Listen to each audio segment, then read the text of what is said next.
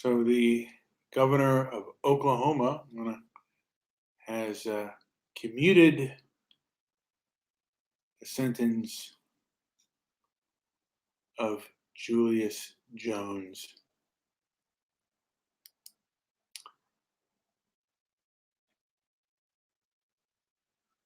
Kevin Stitt, I think his name is Stilt, maybe? I don't know. I can't see the writing, but the governor of Oklahoma, pursuant to Article 6, Section 10 of the Oklahoma Constitution, hereby commute the death sentence of Julius Jones to life in prison without possibility of parole, on the condition that he shall never again be eligible to apply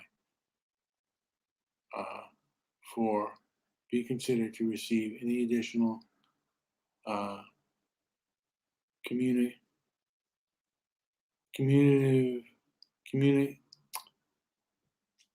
or God, I can't even say the word communication or pardon or parole. So yeah, I guess, and this was sent to me by Angela, that they have commuted the sentence, his death penalty sentence, to life on parole. And it kind of goes to show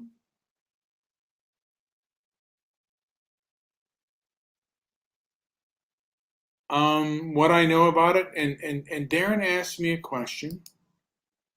If I had the chance to pull the lever on him and end his life, would I?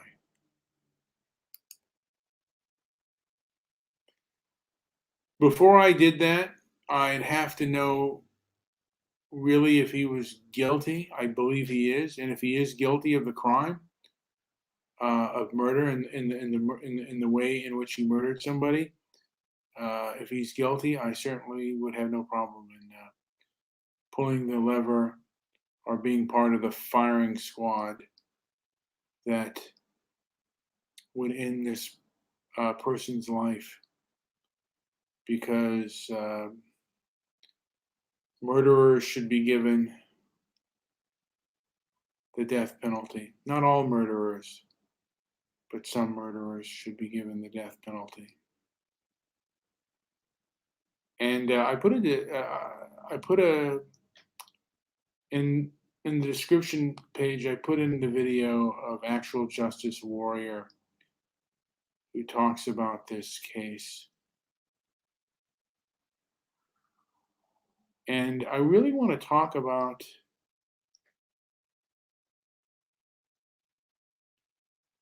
who is controlling the perceptions in this country.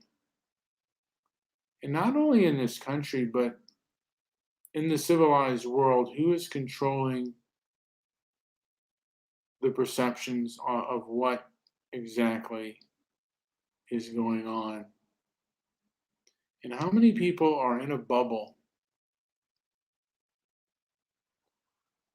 and don't realize or haven't really thought through exactly what is going on and what a lot of these knee-jerk reactions mean.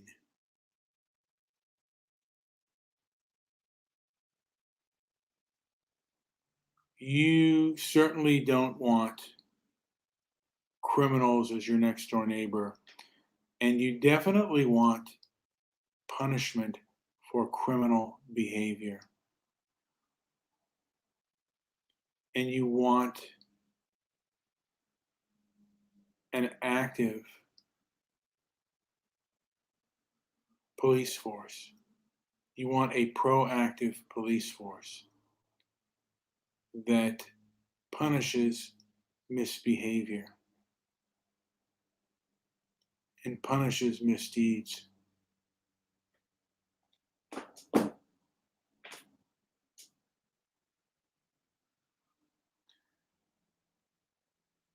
it feels like to a degree that we're losing. The culture is really starting to change and become rather perverted.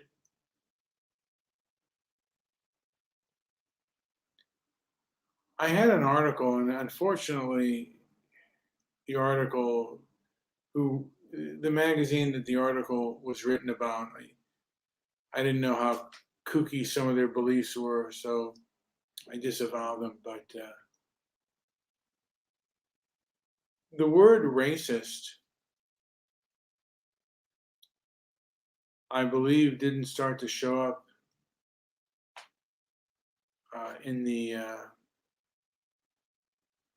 in the language, in the English language, until I believe 1934. And they made that word up, and they've begun to redefine it to really suit their ideological needs. They've redefined hate speech. They've redefined um, any forms of speech. And again, if you aren't effective, they will not attack you. But if you become effective against their ideology, against their church, they will attack you. You will become an enemy of theirs.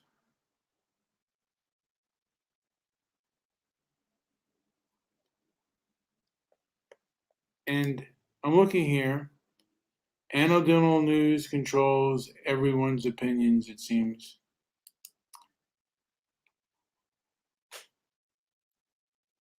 Um,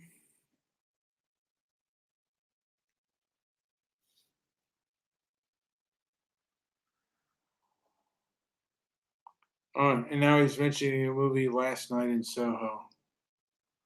But I want to get back to perceptions and um, realities to things. And I think it's true on the left that anecdotal news is the view. But when you expose the hyperbolic nature and the gaslighting, that's kind of when you become a threat to people. And what we call woke social justice warriors have their footing in the media, and they really put their claws in the late 60s and then throughout the 70s on what they would report and what they would not report and how they would report things. And then in the 80s, they began to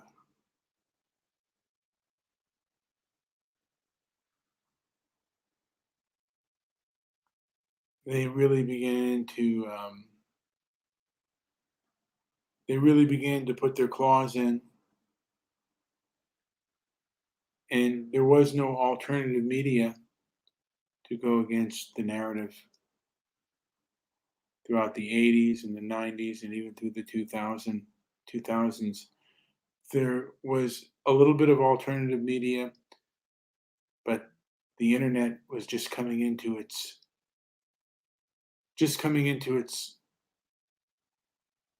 start.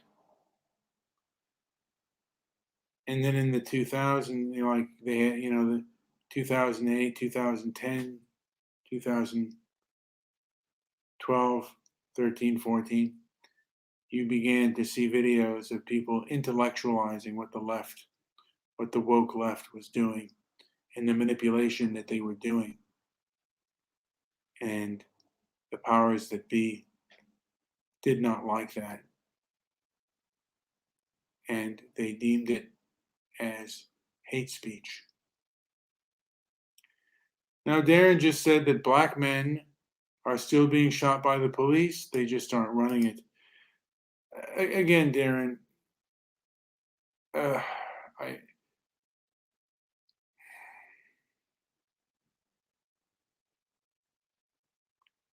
and Darren says, the world I see dashing and Ubering gives me a lot of hope for humanity. The world I see isn't the same as the online perceived world.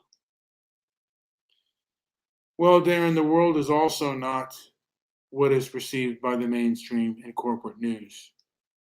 So I'll put this out here. Darren says, you see, and that is true too. But activists have gotten a foothold, and they've really gotten a foothold since 2020, since George Floyd, and they've really basically taken a hold of social media.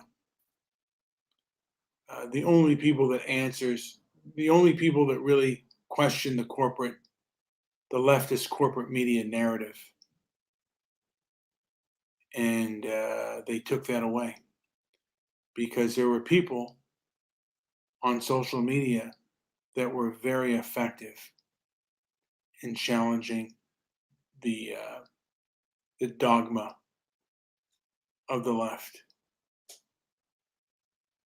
that it's not intellectual or intelligent, it's about emotion. I would give the example of the Central Park Five.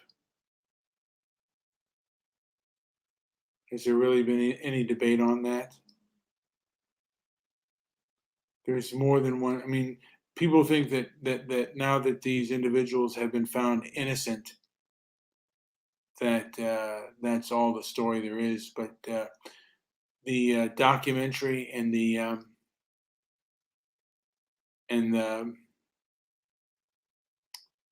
documentary by Ken Burns and the docudrama, many have said are filled with holes. And the docudrama isn't particularly filled with a lot of hyperbole. And we are being controlled by violent and very hyperbolic people. It's unfortunate, but that is the way it's being done.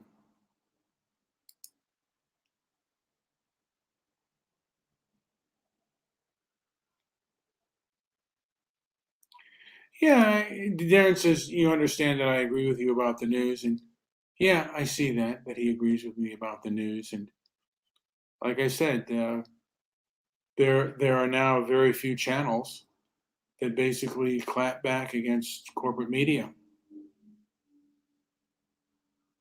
and corporate media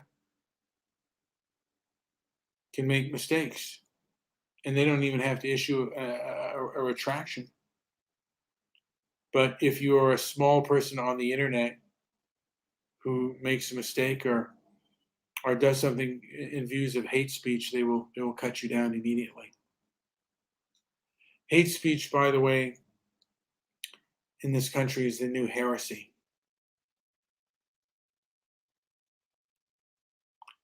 There are things that you cannot discuss or talk about. If the leftist establishment deems it white supremacy, you can't talk about it. Hopefully, sooner or later, that will be a thing of the past, and we can talk about things openly and honestly, and we can speak hard truths. And they sure as hell can speak their hard truths. So why can't we? If what you say is true, it'll stand up to scrutiny. It'll stand up to its bootstraps. Why should I listen to you if you're not going to listen to me? That's a two-way street. And someone who won't listen to you is not going to have empathy for you. If someone only wants empathy for themselves and no empathy for you, is that a relationship you want? empathy, and understanding should always be a two-way street. And right now, it doesn't look that way, at least in my perspective. Anyway, this has been Brian with Transparency and Merit. Like, subscribe, leave a comment down below, and visit our website at transparencyandmerit.com. Thank you for listening, those of you that do.